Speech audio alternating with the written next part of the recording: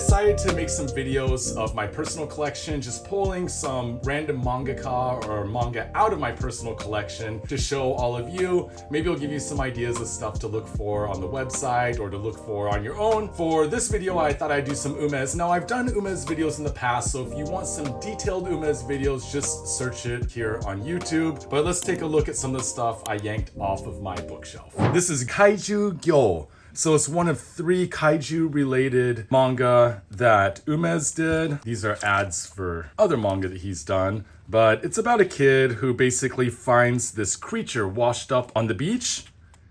He saves it, and eventually it turns into a big havoc-wreaking kaiju, which is amazing. And I'm not going to go through all these in a lot of detail because I just kind of wanted to just do a quick run through of some of the stuff in my personal collection. But I love Gyo. Kaiju Gyo is one of my favorites. I had one in stock, I just sold it, but I'm always looking for them. Young Girls Unite! This is a rad one from 1970, and it's about girls uniting against the boys, the schoolgirls versus the schoolboys, and it's a fun one. This is really the kind of Umezz that I like. I mean, I like the scary horror stuff, it's fun, but I also like the stuff that's a little bit more dramatic. Yara, or this, or some of the silly stuff. This gets a little silly in parts. Makoto-chan, stuff like that. And mid-career, early to mid-career Umezz, because his career is so long, over 60 years now.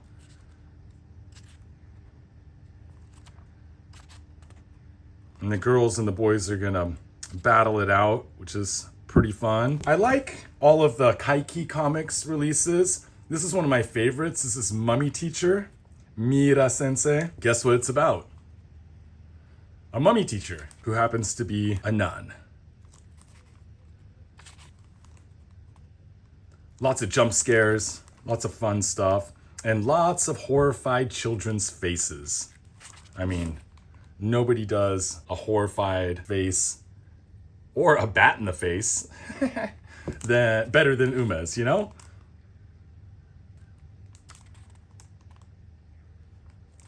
Yeah, this is a good one. Whoa, the face is revealed. This one I mentioned earlier when I was going through my shelf. This is all about an introduction to horror. So if you're a non-Japanese reader, it's so-so. I've read up to about here. When I was going through my heavy Umezz phase, I was reading a lot about Umezz, his personal life, his early life, and of course it includes a wild manga, which is about as horrific as he gets. I don't know. I had someone hit me up on Instagram and, we were chatting about Umezz and like, what's the scariest or most like messed up manga that Umezz did? And they're all so messed up in their own way that it's hard to say. I mean, Drifting Classroom, like adults versus children. I mean, that's about as messed up as you can get. Maybe Senrei, Baptism, where the mother steals the child's body, implants her own brain into it, then goes on to seduce, brainwash her teacher, and this girl's very young, So like that's the kind of Umezz that is never gonna get translated into English, because while it kind of makes sense here, it doesn't make sense. That's not the right way to put it. In Japanese culture, but in Japanese manga culture, something horrifying, something terrible, something insane happening to someone else, it's, par for the course, but I do not think Viz Media or anyone else is going to be picking it up anytime soon. Of course, Makoto-chan, so cute. I don't know why I pulled out 11. There's 24 of them. So it's a hard one to buy. I mean, you want Makoto-chan. They did a couple condensed series, at least one that I know of, that you can pick up, and yeah, I think it's like a 3-volume set of just a bunch of Makoto-chan stories. And of course, Makoto-chan stories are always about Goofy Makoto-chan and the antics he gets into, so they're very standalone-ish. You know, you don't need all 24 volumes. And I do think right now I have the first 7 in stock. I should get those up on the website for y'all. Maybe just individually so you can get a taste of Makoto-chan without having to ship 24 books. Although I am a fan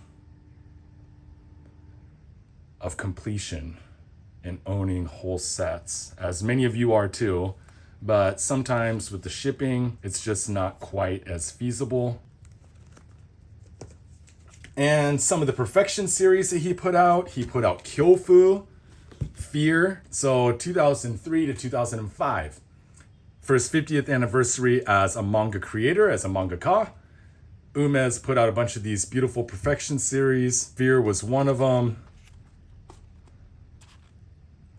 It's great. The artwork is great. I mean, look at all that Yukihime kind of snow princess type of character. The man can draw. Just so many lines. But then at other times, very minimalistic. But when he has to, I mean, like this is, you know, like that panel. But then go to the next page and there's lots of ink.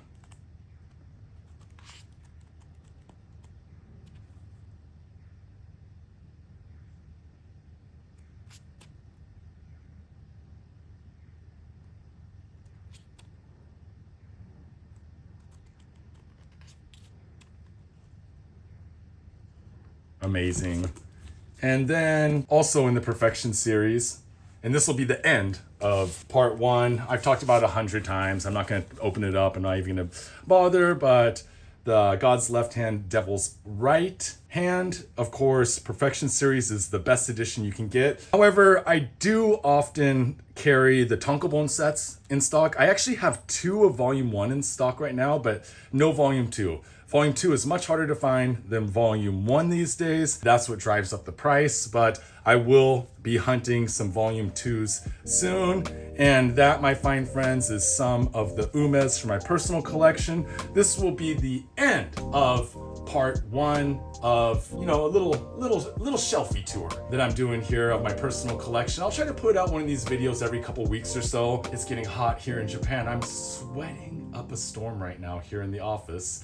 Of course, I have to turn off the aircon while I shoot these videos. So let's get out of here and tune in for part 2, my friends. And remember, japanbookhunter.com is where I sell my books, and Japan Book Hunter on all the social media here, Instagram, TikTok, and everywhere else. Until next time, mata ne.